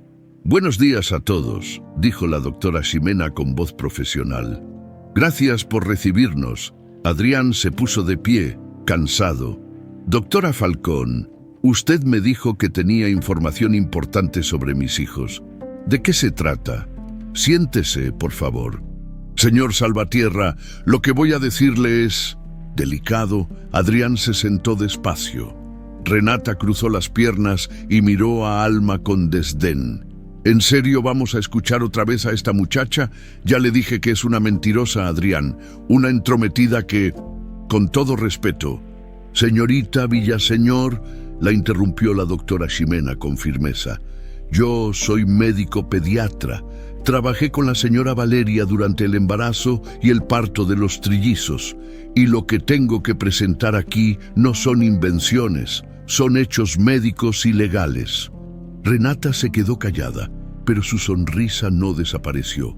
La doctora abrió su carpeta y sacó varios documentos, los puso sobre la mesa de centro. Señor Salvatierra, sus hijos no están enfermos por causas naturales, están siendo envenenados. El silencio que siguió fue ensordecedor. Adrián parpadeó, como si no entendiera las palabras. ¿Qué está diciendo? Lo que está escuchando. Alguien les ha estado administrando benzodiazepina de forma constante. Es un sedante que, en dosis bajas pero prolongadas, provoca apatía, pérdida de apetito, debilidad muscular y, eventualmente, falla orgánica. Eso es ridículo, dijo Renata, levantándose con indignación. ¿Quién se atrevería a...? Usted, respondió Alma, mirándola directo a los ojos. Renata se quedó inmóvil. Luego soltó una risa falsa, nerviosa. Dios mío, esta muchacha está demente, Adrián. ¿En serio vamos a permitir esto? Adrián no respondió. Solo miraba los papeles sobre la mesa. Tenemos pruebas, continuó la doctora Ximena con calma. Primero, una carta escrita por la señora Valeria antes de morir, en la que expresa su desconfianza hacia usted, señorita Villaseñor. Le extendió la carta a Adrián. Él la tomó con manos temblorosas y comenzó a leer. Alma vio cómo su rostro se descomponía con cada línea. Valeria, susurró. Valeria sabía. Segundo, continuó la doctora. Tenemos análisis de laboratorio de la fórmula que les han estado dando a los bebés. Los resultados muestran trazas de benzodiazepina. Le mostró el papel. Adrián lo leyó, cada vez más pálido. Y tercero, dijo Alma sacando su celular, tenemos un video. Renata dio un paso atrás, casi tropezando con sus propios tacones. ¿Un video de qué? De usted, respondió Alma con voz firme. Poniendo el sedante en los biberones, Alma conectó su celular a la televisión grande que estaba en la pared. El abogado la ayudó a configurar todo. Y luego, en la pantalla enorme, apareció el cuarto de los bebés. Todo estaba ahí, Renata entrando, Renata sacando el frasquito, Renata dejando caer las gotitas, Renata hablando. Así se quedan callados. Y Adrián firma lo que yo le ponga enfrente. El video terminó. Nadie habló. Adrián miraba la pantalla con los ojos desorbitados, como si acabara de ver un fantasma. El abogado escribía notas rápido en su libreta. La doctora Ximena cruzó los brazos, esperando, y Renata ya no sonreía. Su rostro estaba blanco, tenso, con las venas marcadas en el cuello. Miró a Adrián, luego a Alma, luego al abogado, buscando una salida, buscando algo. Eso está editado, dijo con voz temblorosa. Es un montaje. Cualquiera puede hacer eso con un celular. No está editado, respondió la doctora Ximena. Ya lo revisé con un perito. El video es auténtico. Y las huellas dactilares en el frasquito que encontramos en su habitación también coinciden. Renata palideció aún más. ¿Cómo entraron a mi habitación? Con una orden judicial, dijo el abogado. Sacando un documento de su portafolio, emitida esta mañana, Renata dio otro paso atrás, respirando rápido. Su máscara de elegancia se estaba quebrando, y debajo solo quedaba pánico. Adrián, susurró con voz suplicante. Adrián, tienes que creerme. Yo nunca haría algo así. Yo los amo a esos niños. Yo solo quería ayudar. Cállate. La voz de Adrián fue baja, casi un gruñido. Se puso de pie despacio, mirándola con una mezcla de horror y furia. ¿Cómo pudiste?, preguntó con la voz rota. ¿Cómo pudiste hacerles eso a mis hijos, Adrián? Yo... ¡Cállate!, gritó, y el grito resonó en toda la casa. Mis hijos estaban muriendo y tú los estabas matando. Renata empezó a llorar, pero no eran lágrimas de arrepentimiento, eran lágrimas de rabia, de frustración, de alguien que acaba de perder el control. Yo lo hice por nosotros, gritó de repente. Por ti y por mí. Esos niños eran un estorbo. Valeria ya estaba muerta y tú seguías viviendo para ellos. Nunca me veías a mí, nunca. Adrián retrocedió, como si las palabras lo hubieran golpeado físicamente. Dios mío, susurró, estás enferma. No, estoy enamorada. Renata se acercó a él desesperada. Todo lo que hice fue por amor, Adrián, para que pudiéramos estar juntos sin ellos de por medio. El abogado se puso de pie y sacó su celular. Voy a llamar a la policía. Renata lo miró con ojos desorbitados. Luego miró a Alma. Esto es tu culpa, siseó con odio. Tú y tu estúpido caldo, tú y tu obsesión, tú... Yo lo salvé, la interrumpió Alma, levantando la barbilla. Y usted va a pagar por lo que hizo. Renata intentó correr hacia la puerta, pero el guardia de seguridad ya estaba ahí, bloqueando la salida. 10 minutos después llegó la patrulla, mientras los policías esposaban a Renata y le leían sus derechos. Ella seguía gritando, gritaba que era una trampa, que Alma había inventado todo, que el video era falso, que el doctor Montalvo podía confirmarlo. Pero cuando mencionaron al doctor Montalvo, el abogado sonrió. El doctor Octavio Montalvo ya está siendo investigado. Perdió su licencia esta mañana. Renata dejó de gritar. La llevaron al coche patrulla y mientras se la llevaban, con las manos esposadas y el maquillaje corrido, Alma sintió algo extraño. No era felicidad, era justicia. Cuando la patrulla se fue, Adrián se dejó caer en el sillón, cubriéndose la cara con las manos. Lloró como no había llorado desde la muerte de Valeria. Lo siento, dijo entre sollozos. Lo siento tanto. Alma se acercó despacio y se sentó a su lado. No es su culpa. Señor Salvatierras, sí lo es, respondió él con voz quebrada. Yo confié en ella, yo dejé que se acercara a mis hijos, yo casi los pierdo por mi culpa. Pero no los perdió, dijo Alma con firmeza. Todavía están aquí y ahora vamos a salvarlos. Adrián la miró con los ojos rojos. ¿Por qué hiciste todo esto? ¿Ni siquiera nos conoces? Alma sonrió con tristeza. Porque nadie me ayudó a mí cuando lo necesité y no iba a dejar que les pasara lo mismo a ellos. Adrián asintió, limpiándose las lágrimas. Gracias, Alma. Gracias por no rendirte. La doctora Ximena se acercó y puso una mano en el hombro de Adrián. Ahora necesitamos actuar rápido. Los niños necesitan tratamiento inmediato para eliminar el sedante de sus sistemas. Vamos al hospital. Adrián se puso de pie de inmediato. Vamos, y por primera vez en meses había esperanza en sus ojos. El Hospital Ángeles estaba en silencio cuando llegaron. Era domingo por la tarde, y los pasillos olían a desinfectante y café frío. Adrián cargaba a Gael en brazos, envuelto en una cobija azul cielo. El niño respiraba despacio, con los ojitos cerrados, tan pálido que parecía de cera. Celia traía a Emiliano y una enfermera del hospital cargaba a Matías. La doctora Ximena los esperaba en la entrada de urgencias pediátricas con un equipo completo. Enfermeras, laboratoristas, otro pediatra de guardia. «Llévenlos a la sala 3», ordenó con voz firme. «Necesito análisis de sangre completos, niveles de toxicidad, función hepática y renal». Ahora las enfermeras tomaron a los bebés con cuidado y los llevaron adentro. Adrián intentó seguirlos, pero la doctora lo detuvo con una mano en el pecho.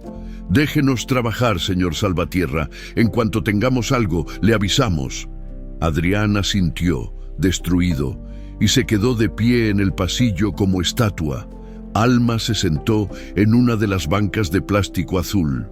Con las manos entrelazadas sobre las rodillas, rezando en silencio, Celia lloraba callada, limpiándose las lágrimas con el delantal. Pasaron 2 horas, luego 3. Alma vio cómo Adrián caminaba de un lado a otro del pasillo, incapaz de quedarse quieto. Vio cómo se pasaba las manos por el cabello, cómo apretaba la mandíbula, cómo miraba hacia la puerta cerrada de la sala con desesperación, y por primera vez Alma lo vio como lo que realmente era, un padre roto que acababa de descubrir que casi pierde a sus hijos por confiar en la persona equivocada. Finalmente la doctora Ximena salió. Traía puesta la bata blanca manchada y el cubrebocas colgando del cuello. Se veía cansada, pero había algo en sus ojos que hizo que Alma se pusiera de pie de inmediato. «¿Cómo están?», preguntó Adrián, acercándose rápido. La doctora respiró hondo. «Están vivos y van a estar bien». Adrián cerró los ojos y dejó escapar un sollozo de alivio. «Pero», continuó la doctora con tono serio, «fue por muy poco. Los niveles de benzodiazepina en su sangre eran peligrosamente altos. Otro día más, quizá 2, y habríamos llegado tarde». Alma sintió cómo se le erizaba la piel. «Otro día, solo un día más. ¿Y qué sigue ahora?», preguntó Adrián con voz ronca. «Vamos a mantenerlos en observación, administrarles fluidos intravenosos para limpiar sus sistemas y monitorear su función orgánica con el tratamiento adecuado. Deberían recuperarse completamente, pero va a tomar tiempo, semanas, tal vez meses». Adrián asintió, limpiándose las lágrimas con el dorso de la mano. «Gracias, doctora. Gracias por salvarlos». «No me agradezca a mí», respondió Ximena, volteando hacia Alma. «Agradézcale a ella. Si no hubiera insistido, si no hubiera buscado las pruebas, si no hubiera peleado, sus hijos no estarían aquí». Adrián miró a Alma, y en sus ojos había algo más que agradecimiento. Había vergüenza, culpa, arrepentimiento. «Alma, yo…», empezó, pero la voz se le quebró. «No tiene que decir nada, señor Salvatierra», respondió Alma con suavidad. «Solo cuide a sus hijos». Adrián asintió despacio. Luego hizo algo que Alma no esperaba. La abrazó. Fue un abrazo torpe, desesperado, de alguien que necesitaba aferrarse a algo bueno. Alma se quedó rígida al principio, pero luego le devolvió el abrazo, sintiendo cómo los hombros de Adrián temblaban con cada sollozo. «Perdóname», susurró él. «Perdóname por no escucharte, por no verte, por no creer». «Ya pasó», dijo Alma, aunque las palabras le salieron con dificultad. «Lo importante es que ahora sí está viendo». Mientras tanto, en una sala de interrogatorios de la Procuraduría General de Justicia, Renata Villaseñor estaba sentada frente a 2 detectives. Llevaba puestas las mismas esposas de la mañana, pero ahora su elegancia había desaparecido por completo. El maquillaje corrido, el cabello despeinado, los ojos hinchados de tanto llorar. «Señorita Villaseñor», dijo uno de los detectives, un hombre canoso con bigote, «le voy a hacer una pregunta muy simple. ¿Usted administró benzodiazepina a los menores Emiliano, Gael y Matías Salvatierra?» Renata no respondió. Solo miraba la mesa con los ojos vacíos. «Tenemos el video», continuó el detective. «Tenemos los análisis de laboratorio, tenemos las huellas dactilares en el frasquito, tenemos la carta de la señora Valeria y tenemos el testimonio del personal de la casa. No tiene salida, señorita Villaseñor». Renata levantó la cabeza lentamente, y cuando habló, su voz ya no era suave ni elegante, era dura, fría. «¿Y qué querían que hiciera?», preguntó con rencor. Valeria estaba muerta. Adrián estaba destruido. Los niños eran un estorbo. Yo solo quería que me viera a mí.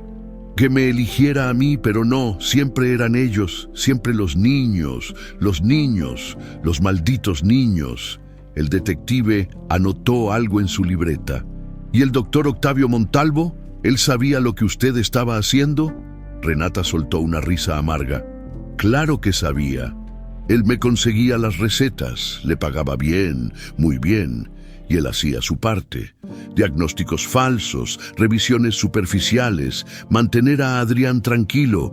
Éramos socios. ¿Socios en qué exactamente? ¿En asegurarnos de que los niños no fueran un problema? Si morían, bueno, bebés mueren todo el tiempo. Nadie iba a sospechar. El detective cerró su libreta. Señorita Villaseñor, está usted acusada de intento de homicidio agravado en grado de tentativa, abuso infantil y conspiración. El doctor Montalvo será procesado como cómplice. Tiene derecho a un abogado. ¿Desea hacer una llamada? Renata no respondió, solo bajó la cabeza, derrotada, porque ya no había nada que decir. Pasaron los días.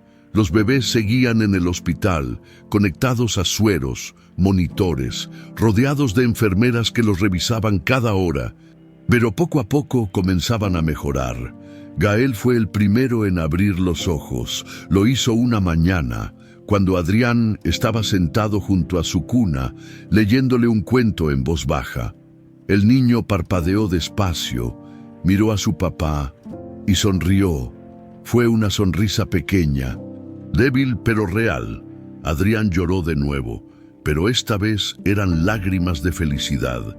Emiliano despertó 2 días después y Matías, el más fuerte de los 3, lo hizo al tercer día. Los 3 empezaron a balbucear, a mover las manitas, a buscar con la mirada. Y cuando Alma fue a visitarlos, cargando una bolsita con caldito tibio en un termo, Gael la reconoció. Estiró los bracitos hacia ella, haciendo ruiditos con la boca. Alma se acercó despacio, tomó la cucharita y le dio una probadita. El niño tragó, sonrió y luego empezó a llorar. Pero no era un llanto de dolor, era un llanto de vida. Mientras tanto, las noticias del caso se habían filtrado a la prensa. Los periódicos hablaban de la madrastra envenenadora, del doctor corrupto, de la garzoneta héroe que salvó a los trillizos Salvatierra. Alma odiaba la atención, odiaba ver su cara en las noticias, odiaba que la pararan en la calle para preguntarle cómo se sentía, odiaba que la llamaran heroína, porque ella no se sentía heroína, solo se sentía cansada.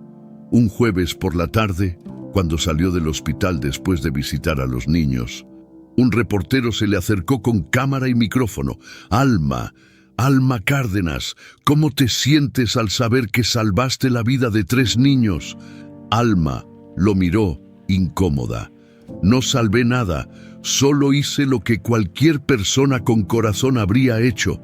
Pero no tienes miedo de las represalias. Renata Villaseñor tiene abogados poderosos y si intenta vengarse, Alma negó con la cabeza. Ya no le tengo miedo a nada y si alguien más intenta hacerles daño a esos niños, voy a estar ahí siempre.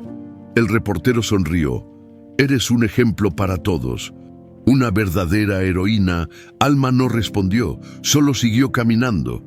Esa noche Adrián la llamó, le pidió que fuera a la mansión, dijo que necesitaba hablar con ella. Alma aceptó, aunque con dudas. Cuando llegó, la casa se veía diferente, más luminosa, más cálida, como si alguien hubiera abierto todas las ventanas. Después de meses de encierro, Adrián la recibió en la sala. Llevaba ropa casual, jeans y camisa blanca, y se veía más descansado, más humano. Gracias por venir, dijo con una sonrisa tímida. ¿Para qué me necesitaba, señor Salvatierra? Primero, deja de decirme señor Salvatierra, llámame Adrián. Alma asintió incómoda. Segundo, quiero ofrecerte algo. Sacó un sobre de su bolsillo y se lo extendió. Alma lo abrió con cuidado. Adentro había un cheque con muchos ceros. ¿Qué es esto?, preguntó confundida. Es una compensación por todo lo que hiciste, por arriesgar tu vida, tu trabajo, tu libertad, por salvar a mis hijos. Alma cerró el sobre y se lo devolvió. No quiero su dinero. Alma, no, insistió ella firme. No lo hice por dinero, lo hice porque era lo correcto. Adrián la miró en silencio, luego sonrió con tristeza. Eres rara, ¿sabes? Lo sé. Adrián guardó el sobre. Entonces, ¿qué quieres? Alma pensó un momento. Luego respondió con honestidad. Quiero que sus hijos crezcan felices, que nunca vuelvan a sufrir y que usted nunca olvide que casi los pierde. Adriana sintió despacio. Te lo prometo. Y Alma supo que esta vez esa promesa era real. El juicio de Renata Villaseñor comenzó 3 semanas después de su arresto. La sala del tribunal estaba repleta. Reporteros, curiosos, activistas de derechos infantiles y, por supuesto, Adrián Salvatierra, acompañado de su abogado. Alma no quería ir. Había intentado quedarse en el Café La Dalia, sirviendo mesas, fingiendo que todo había vuelto a la normalidad. Pero don Refugio la convenció. Tienes que ir, mija. Tienes que ver cómo esa mujer paga por lo que hizo. Te lo mereces. Así que Alma se puso su blusa blanca, su pantalón negro, y tomó el metro hacia el centro. Cuando llegó a la sala, todos voltearon a verla. Escuchó los murmullos. Es ella, la garzoneta, la que los salvó. Alma bajó la mirada y se sentó en una banca del fondo, tratando de hacerse invisible. Pero Adrián la vio y le hizo una seña para que se sentara junto a él. Alma dudó, pero al final caminó hacia adelante y se sentó a su lado. Gracias por venir, susurró Adrián. Alma asintió sin decir nada. Renata entró a la sala esposada, vestida con un traje color gris que la hacía ver más pequeña, más apagada. Ya no llevaba tacones ni maquillaje perfecto. Su cabello estaba recogido en una cola simple, y sus ojos ya no tenían esa chispa calculadora. Solo había vacío. Se sentó junto a su abogado, un hombre de traje caro que parecía más interesado en su celular que en el caso. Renata no miró a nadie. Solo miraba al frente con la mandíbula apretada. El juez entró, un hombre mayor, de cabello blanco y expresión severa. Golpeó el mazo contra la mesa. Se abre la sesión. Caso número 4728. El Estado contra Renata Villaseñor Montiel, acusada de intento de homicidio agravado en grado de tentativa, abuso infantil y conspiración. La defensa está lista. El abogado de Renata se puso de pie. Sí, su señoría. La fiscalía, el fiscal, un hombre joven pero de mirada dura, también se levantó. Lista, su señoría, proceda. El fiscal caminó hacia el centro de la sala, sosteniendo una carpeta gruesa. Su señoría, miembros del jurado, lo que están a punto de escuchar es uno de los casos más perturbadores que he tenido que presentar en mi carrera. Durante meses, la señorita Renata Villaseñor administró de forma deliberada y sistemática un sedante peligroso a 3 bebés indefensos, con el único propósito de mantenerlos débiles, controlables y eventualmente eliminarlos para asegurarse el control de la fortuna de la familia Salvatierra. Hubo murmullos en la sala. El juez golpeó el mazo. Orden. El fiscal continuó. Presentaremos evidencia irrefutable, análisis de laboratorio, videos, testimonios de testigos y la confesión parcial de la acusada. También demostraremos que el doctor Octavio Montalvo actuó como cómplice, proporcionando recetas falsas y diagnósticos fraudulentos. Renata no se movió, solo miraba al frente, como si nada de eso le importara. Durante las siguientes horas, la fiscalía presentó todas las pruebas. Mostraron el video de Renata poniendo las gotas en los biberones. Reprodujeron el audio donde decía: así se quedan callados, y Adrián firma lo que yo le ponga enfrente. Presentaron los resultados del laboratorio, confirmando la presencia de benzodiazepina en la fórmula. Llamaron a la doctora Ximena Falcón al estrado, quien explicó con detalle técnico cómo el sedante había afectado a los bebés.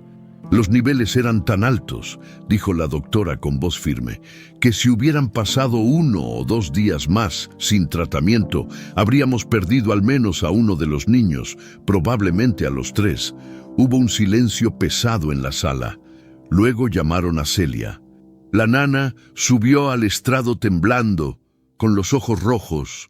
Habló de las noches en que Renata entraba al cuarto, de cómo los niños siempre empeoraban después, de cómo le tenía miedo, pero no se atrevía a decir nada por temor a perder su trabajo.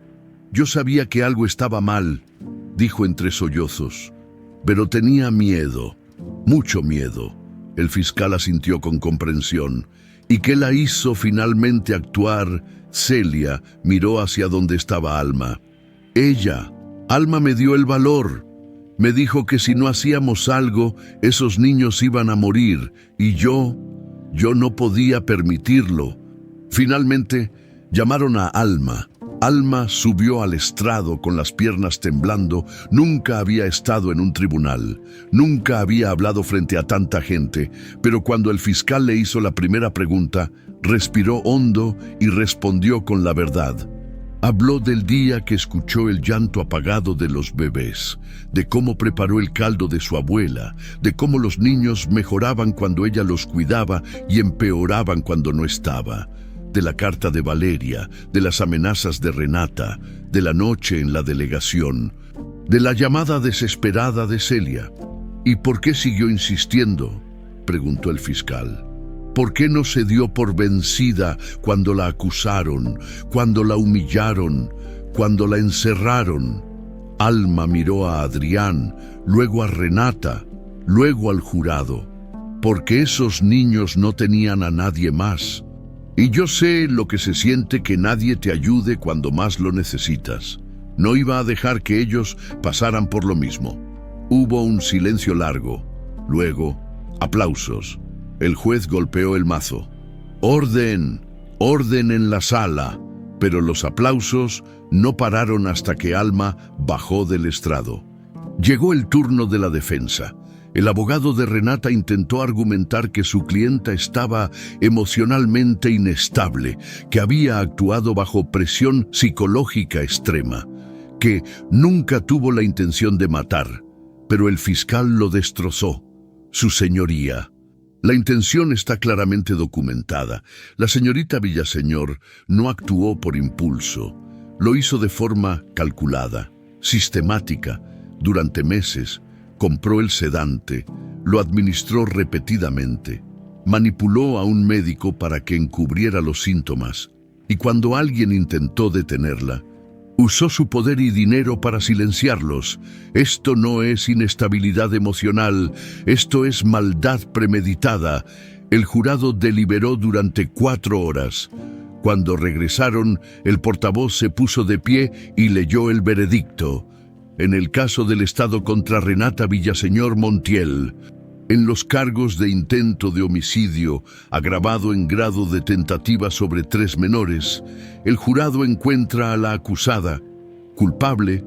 Hubo gritos de júbilo en la sala. Adrián cerró los ojos, aliviado. Alma sintió cómo las lágrimas le rodaban por las mejillas. Renata no se movió, solo bajó la cabeza. El juez golpeó el mazo. Renata Villaseñor Montiel, por la gravedad de sus crímenes y el daño causado a 3 menores indefensos, la sentenció a 20 años de prisión sin posibilidad de libertad anticipada. Además, queda inhabilitada de por vida para tener contacto con menores de edad. Golpeó el mazo una última vez. Se levanta la sesión, los guardias esposaron a Renata y la llevaron hacia la salida mientras pasaba junto a Adrián. Volteó a verlo y por primera vez en todo el juicio, habló. «Yo te amaba», susurró con voz rota. «Todo lo que hice fue porque te amaba». Adrián la miró con frialdad. «No, tú no sabes lo que es amar, porque el amor no destruye, el amor protege». Renata bajó la mirada y dejó que se la llevaran afuera del tribunal. La prensa rodeó a Adrián y a Alma. Cámaras, micrófonos, preguntas gritadas desde todos lados. Señor Salvatierra, ¿cómo se siente con el veredicto? Aliviado, respondió Adrián con voz firme, pero también avergonzado, porque yo permití que esto pasara. Yo confié en la persona equivocada y casi pierdo a mis hijos por mi ceguera. Y usted, Alma, ¿qué siente al saber que su valentía salvó 3 vidas? Alma miró a las cámaras, incómoda. Siento que hice lo correcto y espero que esto sirva para que más gente abra los ojos. Porque a veces las personas más peligrosas son las que sonríen demasiado. Esa misma tarde, la noticia del veredicto llegó a la celda del doctor Octavio Montalvo. Él también había sido arrestado, acusado de complicidad, fraude médico y negligencia criminal.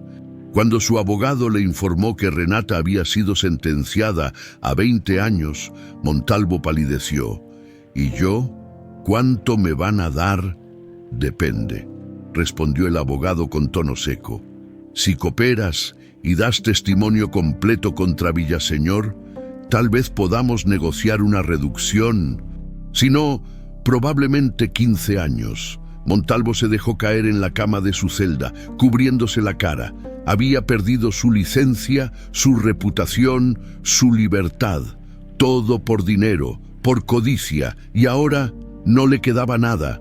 Mientras tanto, en el Hospital Ángeles, Emiliano, Gael y Matías dormían tranquilos en sus cunas. Las máquinas ya no pitaban constantemente. Los sueros habían sido retirados y en la mesita junto a ellos había 3 biberones llenos de fórmula limpia, sin veneno, sin maldad, solo leche, solo vida. La doctora Ximena entró a revisar sus signos vitales y sonrió. «Van a estar bien», murmuró. «Van a crecer, van a jugar, van a ser felices». Y cerró la puerta despacio, dejándolos descansar, porque por fin, después de tanto sufrimiento, estaban a salvo. 6 semanas después del juicio, los bebés fueron dados de alta. La mañana que salieron del hospital, había sol, un sol brillante, cálido, que parecía celebrar con ellos. Adrián llegó temprano con Celia, don Hilario y, por supuesto, Alma. Llevaban 3 sillitas nuevas para el auto, mantas suaves y una maleta llena de ropa limpia que olía a lavanda. La doctora Ximena revisó a los niños por última vez. Emiliano pesaba ya 6 kilos, Matías 6,5, y Gael, el más frágil, había alcanzado los 5 kilos 800 gramos. «Están perfectos», dijo la doctora con una sonrisa. «Sanos, fuertes y listos para ir a casa». Adrián no pudo evitar llorar otra vez, pero esta vez eran lágrimas de felicidad pura. Cuando salieron del hospital, los flashes de las cámaras los cegaron. La prensa seguía el caso con obsesión, pero Adrián levantó la mano pidiendo silencio. «Solo quiero decir una cosa», habló con voz firme. «Mis hijos están vivos, gracias a personas buenas, gracias a Celia, que tuvo el valor de grabar la verdad, gracias a don Hilario, que investigó cuando nadie más lo hizo, gracias a la doctora Ximena, que los cuidó como si fueran suyos, y gracias a Alma Beatriz Cárdenas, quien jamás se rindió. Ella es la verdadera heroína de esta historia. Alma, de pie detrás de él, con Gael en brazos». Sintió cómo las mejillas se le encendían. No le gustaba la atención, pero cuando miró al bebé, cuando vio cómo la miraba con esos ojitos brillantes y curiosos, supo que todo había valido la pena. La mansión en Lomas de Chapultepec había cambiado. Adrián había mandado redecorar todo. Quitó los muebles fríos de mármol y vidrio que Renata había elegido y los reemplazó con cosas más cálidas, alfombras suaves, cojines de colores, cortinas que dejaban pasar la luz natural. El cuarto de los bebés ahora tenía murales pintados en las paredes, nubes, árboles, animalitos. Había juguetes apilados en cajas de madera, libreros con cuentos y una mecedora junto a la ventana. «Quiero que crezcan aquí sintiéndose amados», le dijo Adrián a Alma mientras le mostraba la casa. «No en una jaula de oro, En un hogar, Alma asintió, emocionada. Van a ser muy felices aquí. Los primeros días fueron caóticos. 3 bebés que acababan de salir del hospital necesitaban atención constante, biberones cada 3 horas, cambios de pañal, baños tibios, revisiones de temperatura. Adrián intentaba hacerlo todo solo, pero se le notaba el cansancio. Una noche, cerca de las 2 de la mañana, Alma escuchó llantos desde su cuartito en la colonia Doctores. No eran llantos reales, claro, eran los que llevaba en la memoria, pero de todas formas no pudo dormir. Se levantó, se vistió y tomó el primer metro de la madrugada hacia Lomas cuando llegó a la mansión. Tocó el portón de servicio. Don Hilario abrió, sorprendido pero aliviado. «Alma, ¿qué haces aquí?» No podía dormir. «¿Cómo están los niños?» «Inquietos, y don Adrián está hecho pedazos». Alma entró sin preguntar más. Subió al cuarto de los bebés y encontró a Adrián sentado en el suelo, con Gael en brazos, meciendo al niño mientras lloraba. Emiliano y Matías también lloraban en sus cunas. Adrián levantó la vista cuando Alma entró. Tenía ojeras profundas, la camisa arrugada y los ojos rojos. «No sé qué hacer», dijo con voz rota. «No paran de llorar. Les di biberón, les cambié los pañales, les canté, pero no paran». Alma se acercó despacio y le extendió los brazos. «Déjeme intentar». Adrián le pasó a Gael con cuidado. Alma meció al niño suavemente, tarareando una canción que su abuela le cantaba de pequeña. Una canción sin palabras, solo sonidos suaves. Y poco a poco, Gael dejó de llorar. Se acurrucó contra el pecho de Alma y cerró los ojitos. Adrián la miraba, sorprendido. «¿Cómo hiciste eso?» «No sé», respondió Alma con una sonrisa. «Supongo que solo necesitaba sentirse seguro». Alma acostó a Gael en su cuna y luego cargó a Emiliano. Hizo lo mismo, lo meció, le tarareó, le habló bajito y el niño también se calmó. Matías fue el último y en menos de 10 minutos los 3 estaban dormidos. Adrián se dejó caer en la mecedora, exhausto. «No sé cómo voy a hacer esto solo», murmuró. Alma se sentó en el piso junto a él. «No tiene que hacerlo solo». Adrián la miró. «He confundido. ¿Qué quieres decir?» «Quiero decir que si necesita ayuda yo puedo venir, no todos los días, pero algunas noches para que usted pueda descansar». Adrián negó con la cabeza. «No puedo pedirte eso, Alma. Ya has hecho demasiado. No me lo está pidiendo. Yo se lo estoy ofreciendo». Hubo un silencio largo. Luego Adrián sonrió con cansancio. «Gracias», y así comenzó una rutina. Las semanas pasaron. Alma seguía trabajando en el café La Dalia durante el día, pero 3 veces por semana iba a la mansión por las noches. Ayudaba con los bebés, preparaba calditos ligeros cuando empezaban a comer sólidos, y poco a poco se convirtió en una presencia constante en la casa. Celia había sido promovida a jefa de nanas, con un sueldo mejor y un cuarto más grande. Don Hilario seguía cocinando, pero ahora con una sonrisa más frecuente. Y Adrián estaba aprendiendo a ser papá. No era fácil. Hubo noches donde los bebés no dormían, días donde lloraban sin parar, momentos donde Adrián se sentía completamente perdido, pero ya no estaba solo. Una tarde, mientras Alma le daba de comer papilla de plátano a Gael en la cocina, Adrián se sentó frente a ella con una taza de café. «¿Puedo preguntarte algo?» «Claro. ¿Por qué sigues viniendo? Ya no tienes que hacerlo. Ya ganamos. Ya están a salvo». Alma dejó la cucharita y miró a Gael, que la observaba con los cachetes llenos de papilla. «Vengo porque quiero, porque estos niños se convirtieron en algo importante para mí, y porque…» Se detuvo, buscando las palabras correctas. «Porque cuando yo era niña y perdí a mi mamá, nadie estuvo ahí para mí, y juré que si algún día podía ayudar a alguien más, lo haría, aunque fuera poco, aunque no tuviera nada». Adrián la miró en silencio, luego sonrió. No tienes nada, Alma. Tienes todo. Tienes algo que el dinero no puede comprar. Un corazón enorme. Alma sintió cómo se le llenaban los ojos de lágrimas, pero sonrió. Gracias, pasaron los meses. Los bebés crecían rápido. Emiliano fue el primero en sentarse solo. Matías el primero en gatear. Y Gael fue el primero en decir una palabra. Fue una mañana de sábado. Mientras Alma le daba su biberón, el niño la miraba fijo, con esos ojitos cafés tan parecidos a los de Valeria, y de repente, entre balbuceos, dijo algo claro. «Ma». Alma se quedó helada. «¿Qué dijiste?»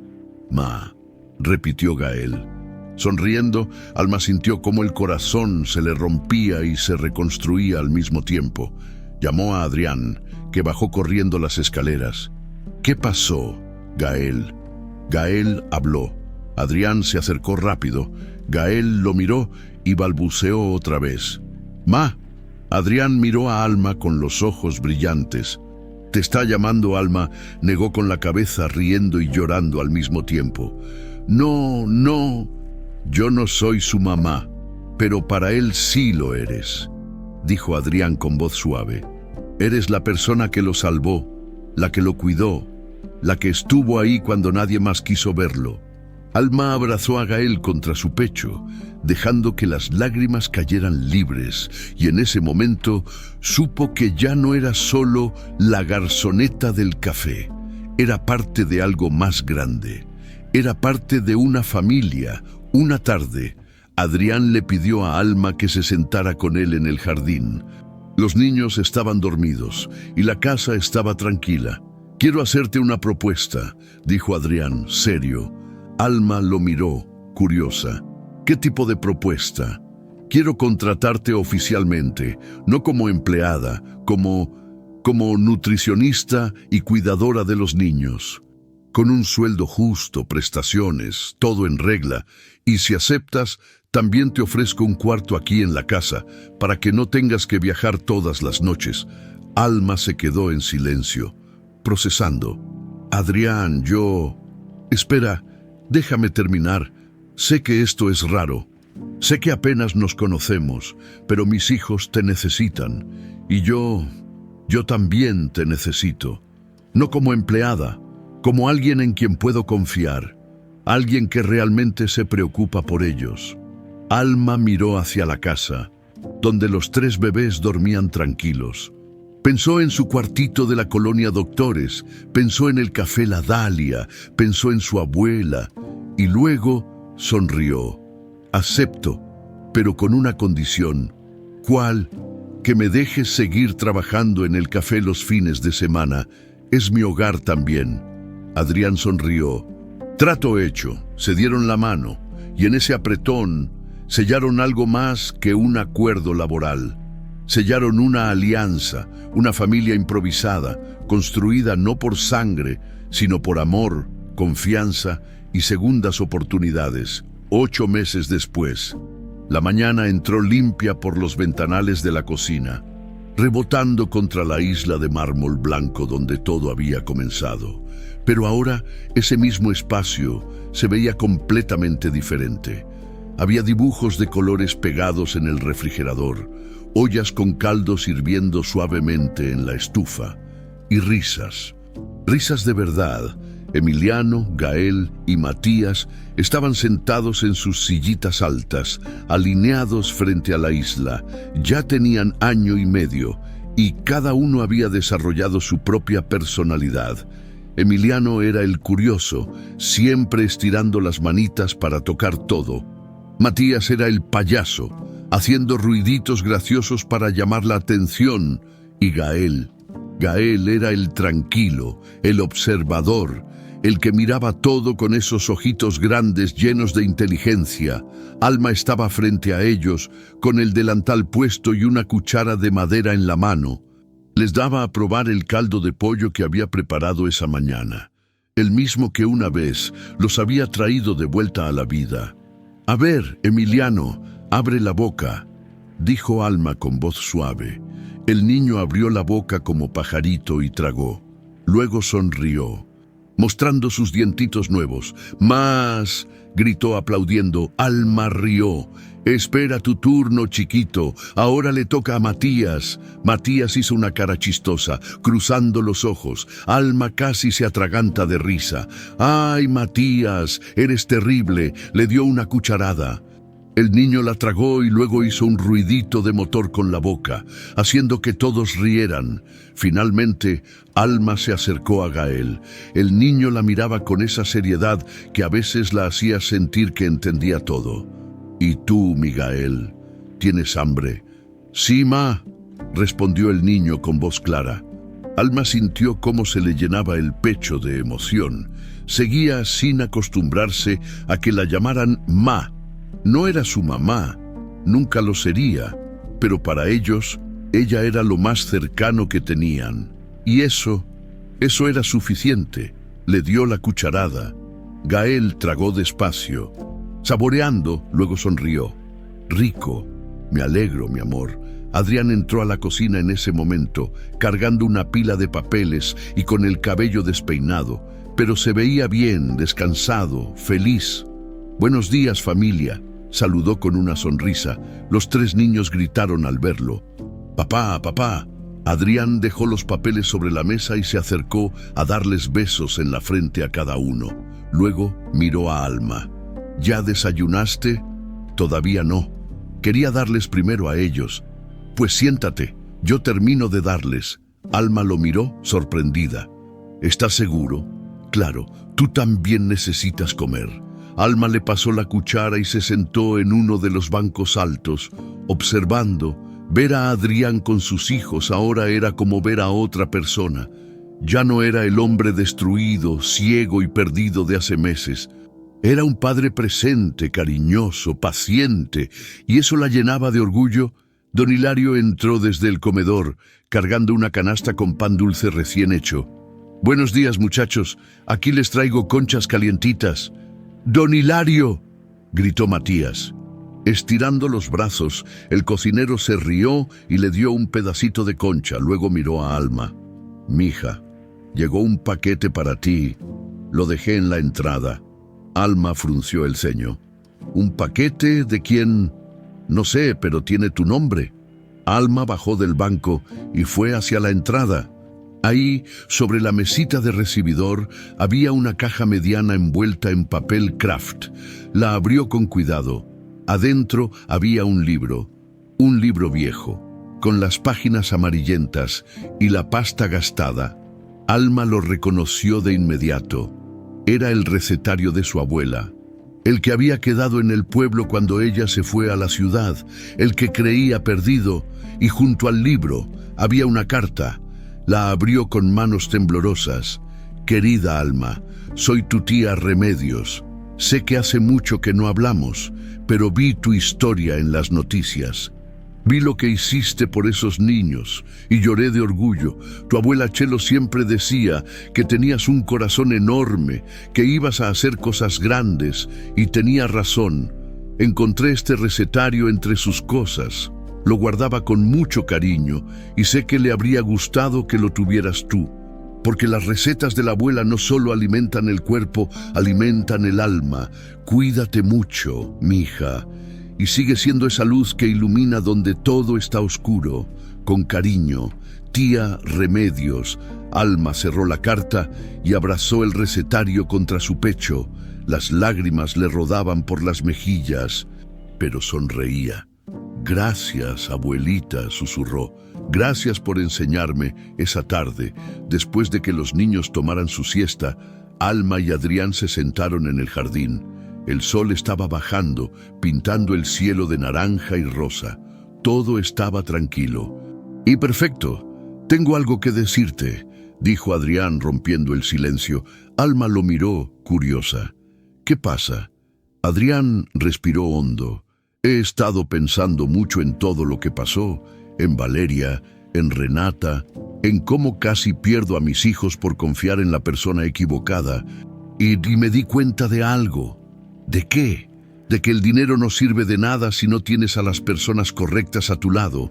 Yo tenía todo, mansión, empresa, cuentas bancarias, pero estaba completamente solo y mis hijos estaban muriendo porque yo no veía lo que tenía enfrente.